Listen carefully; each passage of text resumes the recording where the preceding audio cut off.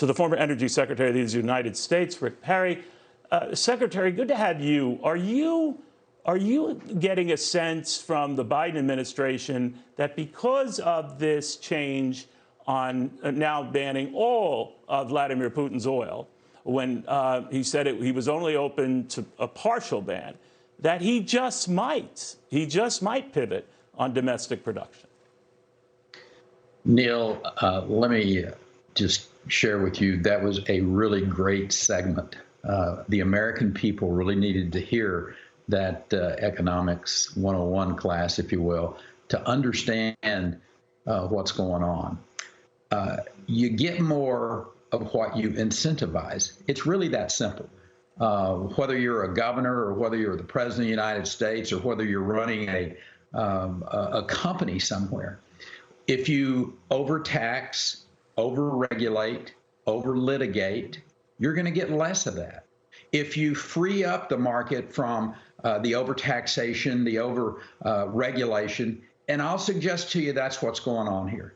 The president gets up and says one thing, and then his cabinet goes off and says something not on line with that at all. When you think about the idea that we're going to have electric cars will take care of the gas prices. I mean, that is such a disconnect.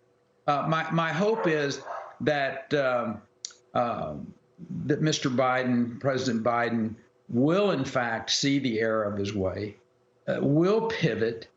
I don't think the market believes he will. I don't think those around him are getting signals that that's what he's going to do. But the fact is, we have the supply in this country. If we could see from this administration clear evidence that oil and gas companies can make a profit. Listen, and there's nothing wrong with that. The idea that they're not going to go take leases, buy permits that are not going to be profitable, I mean, it makes all the sense in the world for Ms. Psaki to stand up and say, well, there's 9,000 leases out there. Well, if they can't make money, or if you go invest your money there and then because of the government regulations or their slow walking permits or what have you, and all of this is happening, if she would go educate. It can take years. So what you're saying essentially, Secretary, to that background noise is that dog don't hunt. So now, kidding, but now I'm beginning to wonder here, if it looks like this doesn't change and we kind of stick to these levels, you know, oil could go prohibitively higher. Now, we know from experience, Secretary, that, you know, it gets to a point where it gets so high that people, it's like a no-mas situation. It creeps into every facet of the economy, and then all of a sudden we've got a recession, or worse, a meltdown. Now, that was a big story back in 2008 and 2009 when we went from $140 oil to about $30 a few months later. You know, the financial collapse didn't help matters any. But it's all then about how much we can take this, absorb this, and consumers can deal with this. What does your gut tell you? I wish I could tell you $200 oil was not in our future, but I can't say that. When I see what's going on in Ukraine, the absolute idea that we're out bargaining with madmen, whether it's in Iran, whether it's in Venezuela, Russia is sitting down at the table with us, dealing with the Iranians at this particular point in time. That makes absolutely no sense to me at all. So I said in an earlier interview that when you deal with madmen, when you spend that much time with madmen, not only is it a bad look, you have the potential to become one yourself. And I just think it is in the U.S.